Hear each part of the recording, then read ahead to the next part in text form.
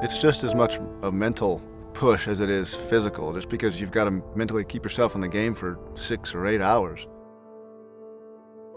My body has definitely suffered. I talk to people that have done this before and they say that's normal.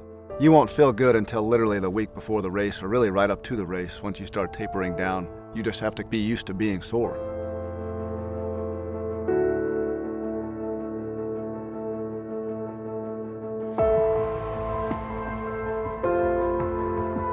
I went to basic training. When I was there, I was tall enough, over 6'2", and had really high physical PT scores, that I was selected to go in the Honor Guard, which was up in DC. Just being able to stand in front of President Bush or President Clinton or any of these dignitaries or generals, and just to be able to represent all the soldiers that have passed and given their lives for us to enjoy the freedoms that we have, it really is an honor. On 9/11, I was in the Pentagon. We were actually watching the planes hit the buildings in New York. And that's when the plane hit the Pentagon.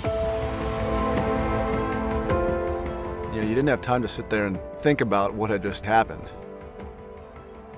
We went in for search and rescue, which pretty much moved to a recovery stabilization effort pretty quick. We did a lot of work with the Army Corps of Engineers, building braces around a lot of the steel columns to support the remaining structure so it didn't collapse. And after we got those finally set up, it was just a matter of cleaning up and doing recovery for remains and plane parts and anything we could identify.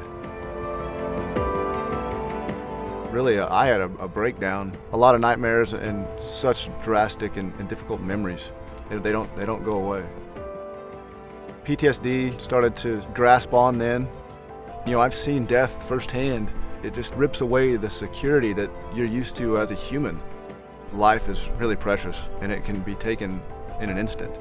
It was having a major impact on my life, and that's when I decided that it was time to really tackle this thing.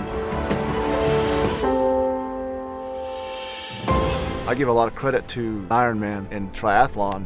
It helps clear my mind in a lot of those things, and the struggles that I dealt with on a daily basis has come off my back that I don't have to worry about nearly as much as I used to.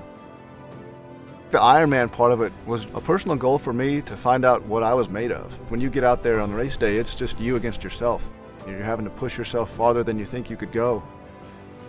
That was the biggest thing that drew me to Save the Children, and really Ironman Texas, was just the opportunity to help the kids. It's almost like God put that in front of me and gave me something to really reach out and do something not only to better myself, but also give somebody else an opportunity. My mother raised me by herself with one income. We had some issues with my father. They were divorced when I was 2. You know, as a kid, I didn't really realize what was going on. The more and more I got into researching Save the Children, the more and more it just drew me in, and some of the amazing, compassionate things they're doing throughout the world is just incredible.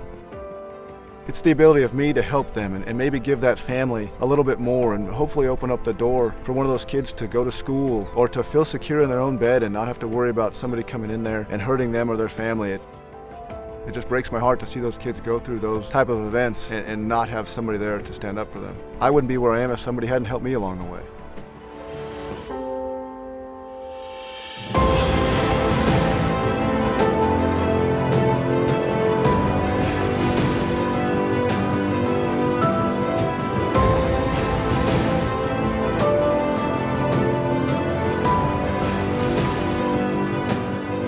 You know, you struggle through all of these long bike rides and long swims and just grueling mental challenges. In the end, it's all knowing you're doing it for somebody else. You know, it helps you get through a lot of that stuff because, you know, you're suffering here, but somebody else is suffering a lot worse than you are.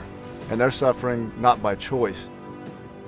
I know I'm here for a reason, and you know, hopefully in the end it'll all work out and somebody will have a new opportunity and a new door to walk through. Those kids are what the next 10 years is going to be. They're the ones that are going to decide what the world's going to be like 20 years down the road. It's not going to be you and me, it's going to be them. When I cross that finish line and I hear Mark Dodge, "You are an Ironman," I continually play that in my mind, because at that point you know you've done it.